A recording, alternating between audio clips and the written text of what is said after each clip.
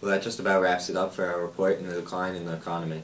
Coming up next at 8 o'clock, we have a one-on-one with Mr. Underwood, head of the Macomb Tribune. He is Mr. Underwood, sole editor, printer, and owner of the Macomb Tribune.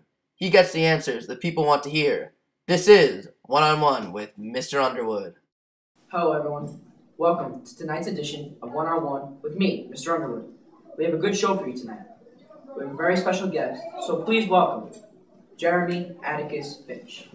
Hello Jeremy, how are you? Very good, Mr. Underwood. You can just call me Jim. Alright Jim, it's a very unique tie. I love it. Thank you. I'm trying to look like a gentleman, like my father, Atticus. Very nice. So, let's get right down to business. Going into the trial, what did you think was going to happen? Well, I really thought we were going to win. We had a strong case. We had the truth on our side. My father knew the case very well, and his summation was very well thought out. I felt the same way. I was always a supporter of Tom Robinson from day one. So, after the trial, how did your feelings change about the people of Macomb? Well, the trial really changed my view of the residents of Macomb. I think before the trial, I had the childish view that the people were good people and they were all perfect and there's nothing wrong with any of them. But the trial really opened my eyes to the corruption in Macomb. There's a lot of racist people that I don't really think that I should look up to anymore. You're a very mature young man, Jim. Thank you very much. And Tom Robinson's death, how did that affect you? Well, it's a sad thing whenever anybody dies, and it's especially sad when an innocent person dies. But it really got personal for me when Atticus went to give the news to Helen, and she collapsed in grief. I was very upset as well.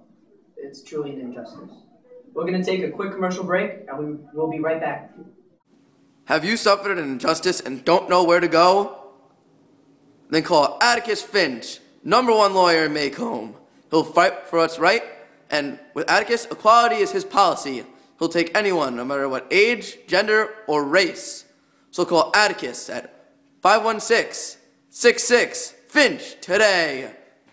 Hey you, who's your favorite lawyer? Atticus! And we're back.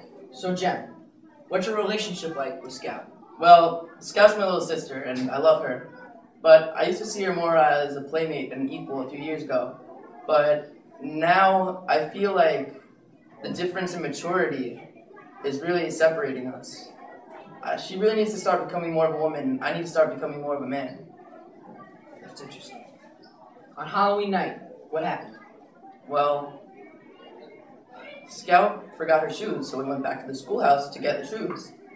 And the lights went off, so we decided that we were going to get the shoes later, another day. So we're walking back, and I hear a rustling in the leaves.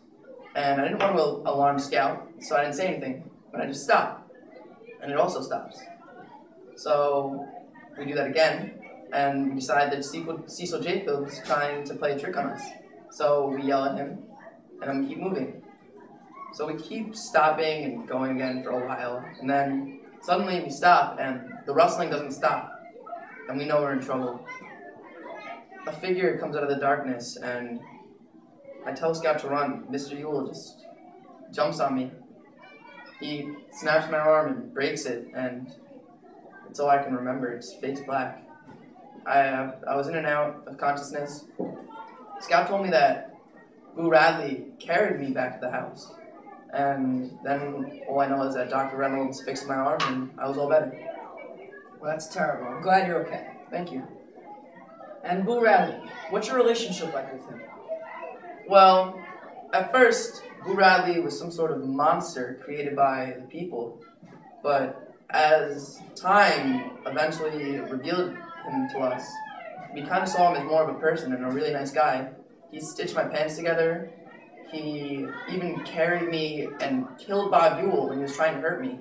And that's something I can never repay him for. I'm really upset that I actually didn't get to see him because it would have been really an honor to see him. I think I really owe a lot to him. Thank you for everything, Jen. Unfortunately, that's all the time we have. So up next, we have The People's Court with Judge Taylor. Thanks for watching. Hello everyone, welcome to tonight's edition of One on One with me, Mr. Underwood. Will you start that? I don't like the way you started that. Hello everyone, welcome to tonight's edition of One on One with me, Mr. Underwood. We have a very good show for you tonight.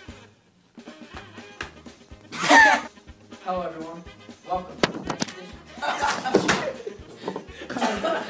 Just call me Ken. It's a very unique tie. I love it. Thank you. I'm trying to look like a gentleman. Did you really just do this? Yeah.